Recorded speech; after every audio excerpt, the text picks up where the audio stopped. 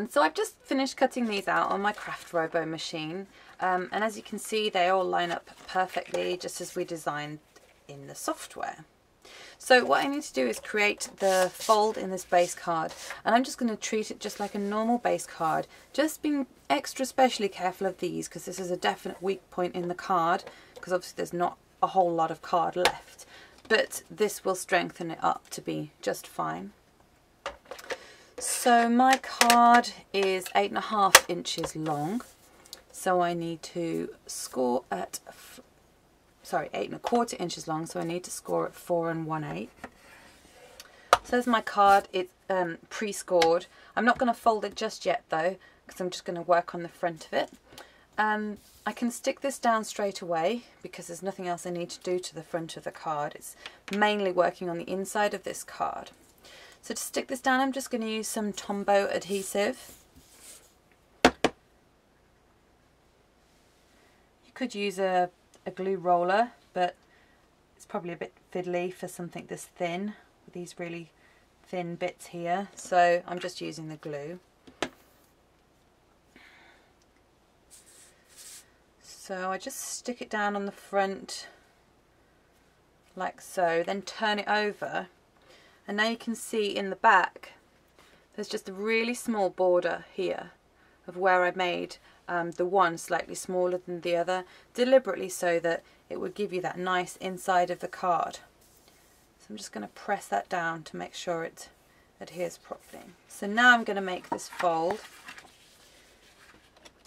and just use my bone folder to make that a really crisp fold.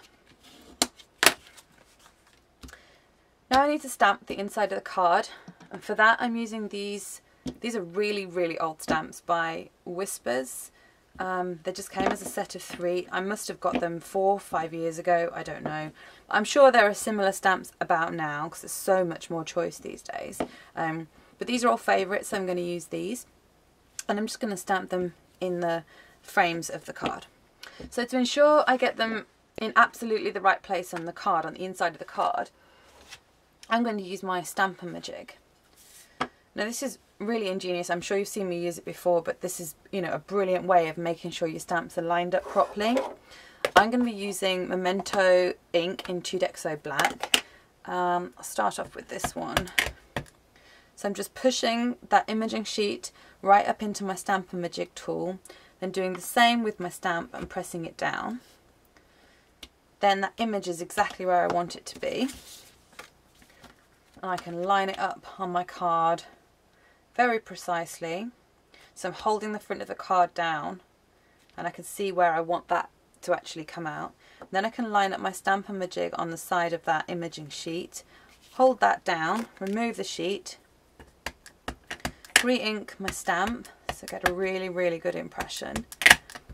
And again, pushing this right up into the corner of my Stamp-O-Majic and then just pressing down, giving a good impression on the inside of that card. Whoops, well that was lucky. And as you can see, that is exactly where I wanted it, just because I used this great little invention. So I'm going to go ahead and do it again for this centre one. I think I'm going to use the 3 trees for the centre. Okay, next what I want to do is just finish the outside of the card while the inside of the card is drying, because I don't want to smudge those stamps when I colour them in. So I'm just going to open out the card again. I'm just going to stamp the sentiment in this bottom right hand corner. Now the sentiment I'm using is from this set by Hero Art. It's called Joy to All stamp set. I think it was one of last year's, but you know, sentiments are good for year after year. So I've already set it all up on my block. I'm going to use the same ink as I used before, just so it keeps it all in. Ink that up.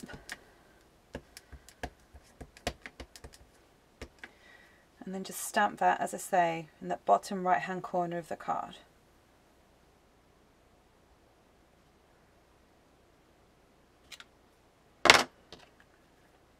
I've stamped it quite a way down because I want to put some ribbon detail in the card. And it's quite thick ribbon. The ribbon I'm using is by Die Cuts with a View. It's called Missy. It's not Christmas ribbon, but I figured that would go quite well with the papers I've chosen, so I'm going to go ahead with that. This is self-adhesive ribbon. You could use non-self-adhesive and then maybe tie a bow in it or something, just to, you know, for a different effect on the card, but I am just going to use the self-adhesive. Okay, the way I apply self-adhesive ribbon is to start it off, place it on your work where you want it. So I want it about that far down. Press down with one end, then pull the adhesive backer off. Just line that up. And then press down when you're happy with the placing. Then you can trim off the ends.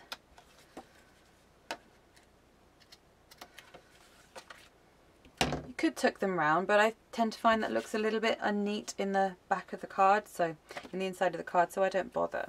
Okay, the very last thing I want to do with this card is adhere some little gems down. I think I'm going to do 3 because then it mimics the 3 squares as well. I'm just going to stick them on this left hand side, which will hopefully balance the sentiment a little bit on the right hand side. I'm going to stick these down using some glossy accents. So I've applied the glossy accents, then just using some tweezers, just going to place the gems where I want them. Okay, for the inside of the card, what I want to do is colour in the trees. For this I'm going to be using my Letraset Aqua Marker.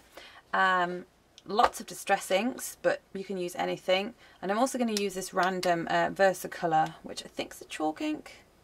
No, pigment ink. Simply because I don't have a distress ink in yellow. So to make it easier for me to use these inks, I'm just going to put some ink on my acrylic block in the colour I need. I need blue. So I'm just going to pick some up off my block, and then applying shading, I'm just going to go in on this one side quite heavily and then sort of drag the colour across to the right hand side of the tree. You don't have to be particularly neat when you do this. It's surprising how neat it can look even though you're kind of really rushing through it. So this might look quite labour intensive, but actually you could get through quite a lot of cards in a very short amount of time. And again, I'm going to do the same with this one. I'm not too worried about going over the little baubles because they're going to be coloured in red anyway. The only thing you need to remember with distress inks is they tend to dry a lot lighter than what you put them on. So if you're putting ink on and you think, oh my goodness, that's way too dark, actually it will go a lot lighter, so not to worry. Once you've finished with the colour, just make sure you get rid of any excess colour off the end of your water marker just by rubbing on a piece of scrap paper. And you can move on to the next colour and know that you're not going to be blending the two when you don't actually want to. I just need to do the trunks of these trees, so I'm not going to bother putting this on the block. I'm just going to get it straight from the ink pad. And I've changed my mind on the baubles. I'm not going to use this distress ink. I'm going to use just a red felt tip. Okay, now I just need to add a little bit of sparkle. So for that I'm going to use these Ranger Stickles in Stardust, and I'm just going to add that to the top of the tree. So that little star at the top of the tree. Let's put a big blob of glitter on each of those. And then last but not least, I'm going to make the bauble shine by using my Glossy Accents by Ranger. I'm just going to put a little blob of Glossy Accents on each of these baubles. And when these dry, they'll be like raised 3D. And they'll shine just like real baubles would shine on a tree. Now I've got to be super careful because everything's wet. But I just want to corner around these corners. I'm going to use the 1/2 inch setting and just do these bottom 2 corners.